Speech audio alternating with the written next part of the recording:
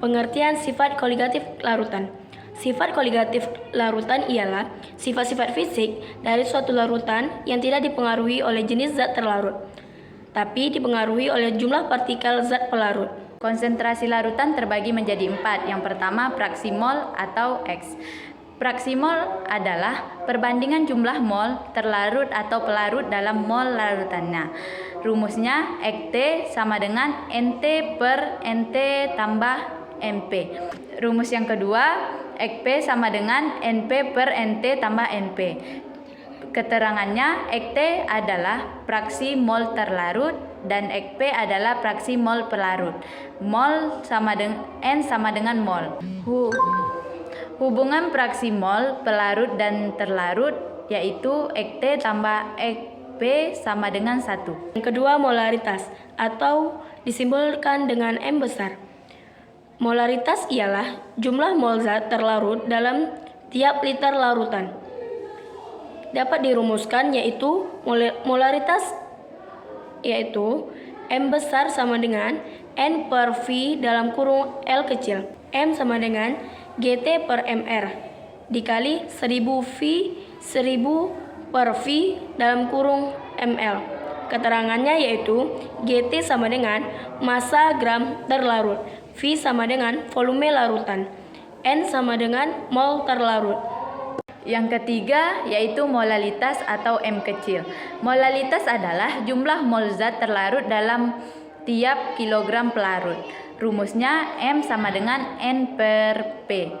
Rumus yang kedua, M sama dengan GT per MR dikali 1000 per GP.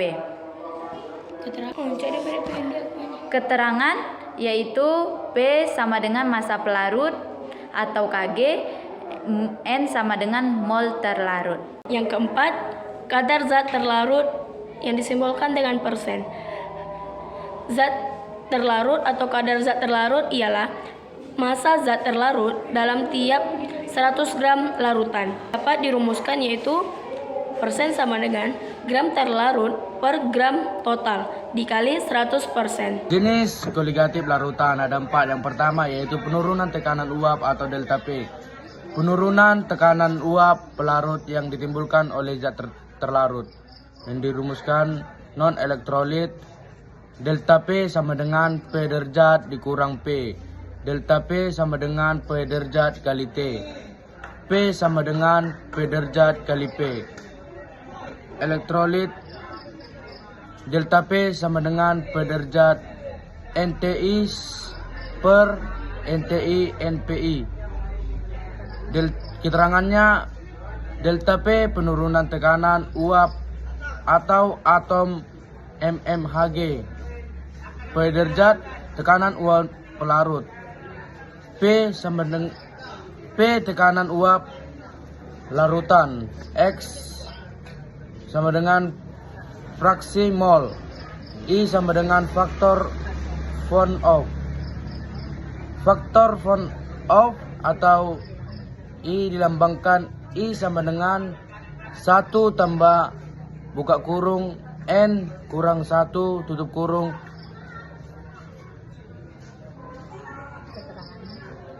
Keterangannya N adalah jumlah ion. Tekanan uap air pada 25 derajat Celcius adalah 25 torr. Berapakah tekanan uap suatu larutan pada 25 derajat Celcius yang dibuat dengan melarutkan 0,5 mol sukrosa dalam 12 mol air? Jawab, kita memakai rumus P sama dengan P derajat dikali XP, yang dimana P derajatnya adalah 25, XP-nya adalah 12 per 12 tambah 0,5 sama dengan 25 dikali 12 per 12,5 sama dengan 24 torr. Yang kedua, kenaikan titik didih atau delta TB. Kenaikan titik didih adalah selisih titik didih larutan dengan pelarutnya pada P konstan. Rumusnya delta TB sama dengan TBL per TBP. Rumus yang kedua, delta TB sama dengan M dikali KB. Delta TB sama dengan M dikali KB dikali I. Jika pelarutnya air, rumusnya TBL sama dengan delta TB ditambah 100 derajat Celcius. Keterangan TBL adalah titik didih larutan, TBP adalah titik didih pelarut, KB adalah tetapan kenaikan titik dalam molar, M kecil adalah molalitas.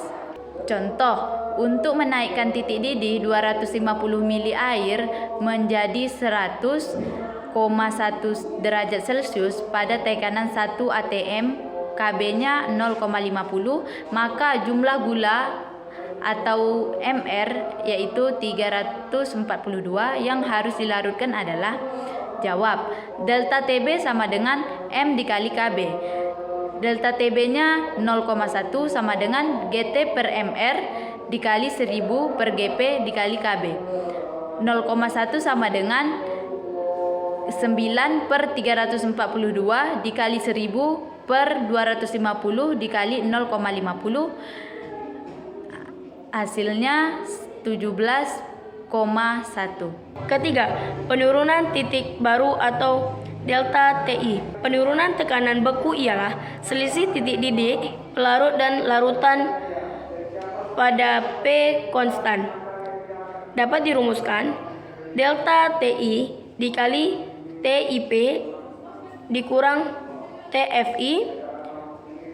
TFI sama dengan 0 derajat dikurang delta TF, atau delta TI sama dengan M dikali KF.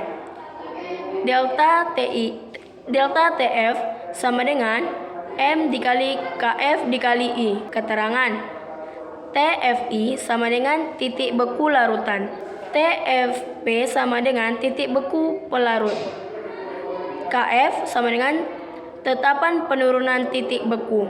Contoh, sebanyak 45 gram senyawa dengan rumus molekul H2CO2 dilarutkan dalam 500 gram air, KF sama dengan 1,86.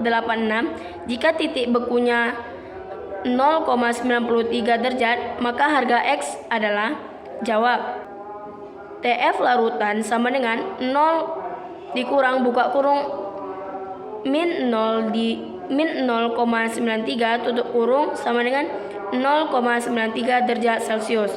Delta F sama dengan GT per MR dikali 1000 per GF dikali KF. 0,93 sama dengan 45 per MR dikali 1000 per 100 dikali 1,86. MR sama dengan 120. H2O2 sama dengan 180. X sama dengan 180 per 30. Jadi X-nya sama dengan 6. Yang keempat yaitu tekanan osmotik larutan yang dilambangkan dengan V. Tekanan yang diturunkan untuk mencegah terjadinya osmosis. Rumus V sama dengan M dikali R dikali T. V dikali F sama dengan N dikali R dikali T. V dikali M dikali R dikali T dikali I. Keterangan M molaritas, R sama dengan 0,082, T sama dengan suhu atau K 273 plus derajat Celcius. Isotonis V1 sama dengan V2. Pertonis V1 lebih kecil dari V2. Hipotonis V1 lebih besar dari T2. Contoh soal pertama. Diketahui tekanan uap air murni sebesar 100 mmHg jika fraksi mol NaCl adalah 10%, besar penurunan tekanan uapnya yaitu diketahui PO sama dengan 100 mmHg, EKT sama dengan 100%. 100% bisa kita jadikan jadi 0,1 yang ditanya delta P. Delta P sama dengan EKT dikali PO. Ekt-nya 0,1 dikali PO-nya 100 mmHg. Hasilnya yaitu 10 mmHg. Jadi tekanan uap turun sebesar 10 mmHg. Contoh yang kedua yaitu tekanan uap jenuh air pada suhu 28 derajat adalah 100 mmHg. Bila 30 gram urea atau Mr sama dengan 60 dilarutkan dalam 2 mol air tersebut, tekanan uap larutan pada suhu yang sama sebesar. Jawab. Diketahui PO air adalah 100 mmHg. Mr urea sama dengan 60 gram per mol. Massa urea sama dengan 30 gram. Air sama dengan 2 mol. Jadi yang ditanya yaitu P. P kita masukkan rumus sama dengan P sama dengan XP dikali PO. P sama dengan XP dikali PO sama dengan 0,8 dikali 100 mmHg sama dengan 80 mmHg. Jadi tekanan uap larutan urea tersebut sebesar 80 mmHg. Penerapan sifat koligatif pada kehidupan sehari-hari. Yang pertama yaitu penerapan penurunan tekanan uap jenuh. Contohnya kadar garam yang tinggi di laut mati. Yang kedua, pembuatan kolam renang apung. Yang ketiga, mendapatkan benzena murni. Yang kedua, penerapan sifat koligatif larutan kenaikan titik didih. Yang pertama, penyulingan minyak bumi. Yang kedua, penggunaan panci presto. Yang ketiga, distilasi. Yang keempat, penyulingan gula. Yang kelima, penambahan bumbu setelah air yang dimasak telah mendidih. Yang keenam, penambahan garam ketika memasak. Yang ketujuh, mengukur massa molar. Yang kedelapan, mencairkan salju dengan garam. Yang ketiga, penurunan sifat koligatif larutan, penurunan titik beku. Contohnya, mencairkan salju menggunakan garam dapur. Yang kedua, membuat es krim. Yang ketiga, menambahkan etilen glikol. Yang keempat, menggunakan kapur untuk membuat es putar. Yang kelima, anti beku pada minyak kelapa. Yang keempat, penerapan sifat koligatif larutan, tekanan osmosis. Yang pertama, air tanah yang naik melalui akar ke seluruh bagian tanaman. Yang kedua, membunuh lintah dengan menggunakan garam dapur. Yang keempat, mengawetkan makanan dengan garam dapur. Yang kelima, proses yang terjadi di dalam mesin cuci. Yang ketujuh, penggunaan cairan tetes mata pada mata. Yang kedelapan, memisahkan zat beracun dalam air limbah. Yang kelima, penggunaan larutan infus melalui pembuluh darah. Yang ketujuh, pembuatan ikan asin. Yang kedelapan, desalinasi air laut atau osmosis balik.